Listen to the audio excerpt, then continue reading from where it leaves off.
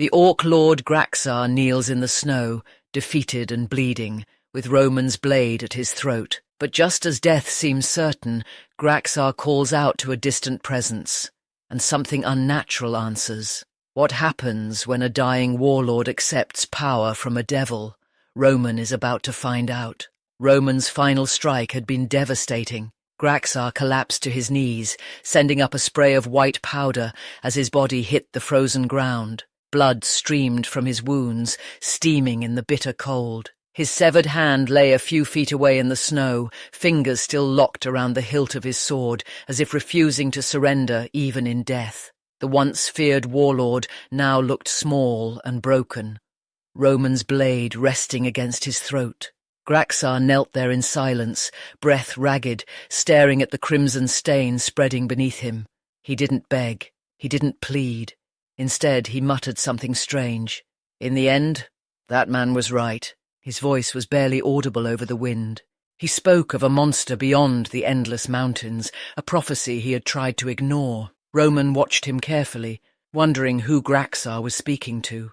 Graxar's thoughts drifted to a memory from years ago. A stranger had come to him in the frozen wastes, offering a deal, surrender everything, and receive power in return. Graxar had refused. He knew instinctively that the man was a devil, something dark and unnatural. He was a lord of his people, and he would not become anyone's puppet. But as he lay dying, Graxar's mind stumbled over something disturbing. How had he known the stranger was a devil?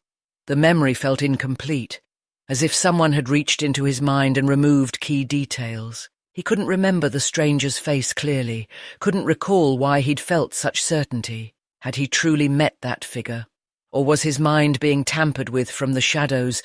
Orcs were different from humans, stronger, more resilient, built to survive in harsh environments. Their greatest blessing had always been their fertility. Orc mothers gave birth to large litters, ensuring the survival of their race. But when Arcadia froze over and food became scarce, that blessing turned into a curse. Every new birth meant another mouth to feed, another soul destined to starve. One day, Graxar returned home to find his mother being devoured by their own kin. Starvation had driven the orcs to cannibalism.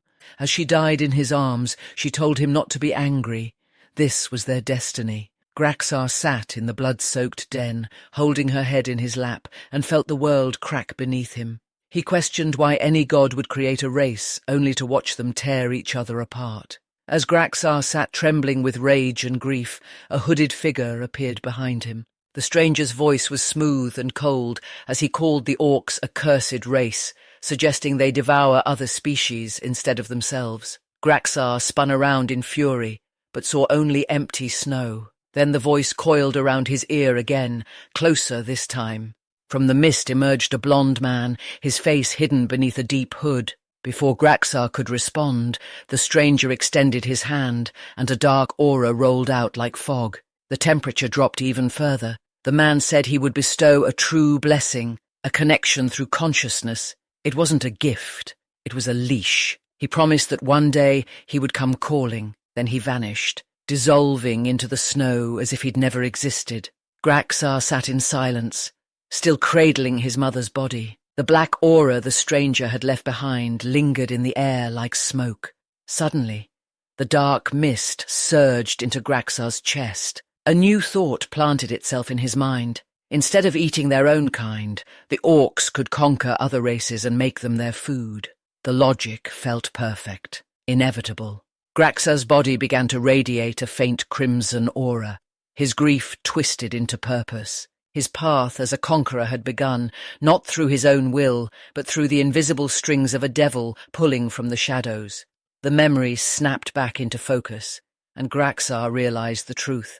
He had met that devil. His entire rise to power, his wars, his conquests, his transformation into a warlord had been orchestrated. The fog in his mind cleared, and he saw the blond man's face with terrifying clarity. Rage flooded through him. Because they were connected through consciousness, Graxar screamed into the void, knowing the devil could hear him. He demanded power, not for himself, but to protect his race. He was willing to discard his soul, to become a tool, if it meant his people would survive. His desperate plea echoed across the frozen battlefield and travelled far beyond. In a distant throne room, Emperor Alexander of the Alexander Kingdom sat in silence, waiting.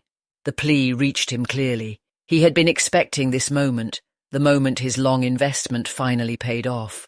A twisted smile spread across his face. "I will grant it," he whispered. Back on the battlefield, Graxar was consumed by a thick black aura. The daylight seemed to be swallowed by the darkness pouring from his body.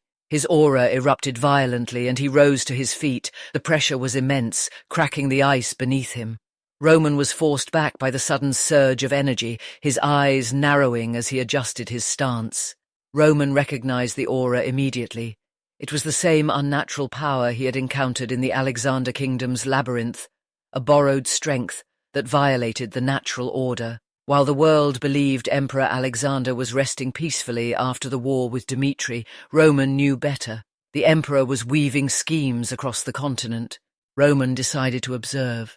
He wanted to see how strong Graxar would become after accepting the devil's power. He stood motionless, hand on his sword, watching with the calm patience of someone who had already decided the outcome. Meanwhile, Graxar's body began to change. His green skin darkened to a bruised purple.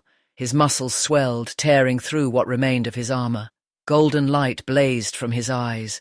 2 black horns erupted from his skull, jagged and menacing.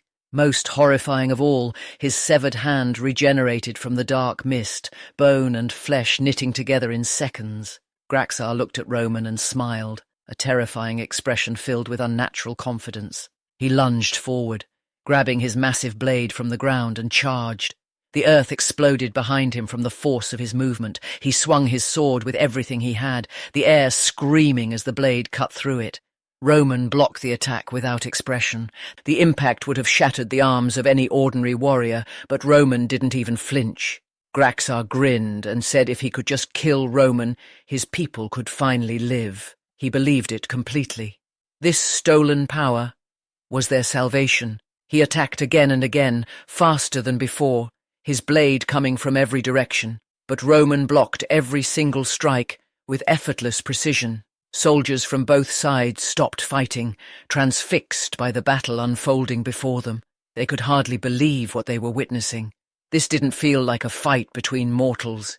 It felt like a collision of fundamental forces. Graxar pushed harder, pouring everything into each swing. He had given up his soul for this power. He had to win. If he lost now, his sacrifice meant nothing.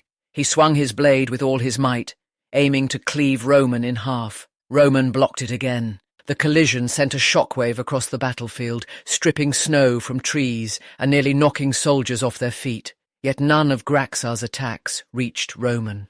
Every strike was met by that unbreakable wall of steel. It was as if Roman could see the future. Roman spoke for the first time since the transformation. His voice was calm, almost bored. "I took the trouble to meet all your attacks head-on," he said. "Just to obtain that pitiful power, you abandoned yourself." His eyes weren't looking at a monster, they were looking at a man who had betrayed everything he once was.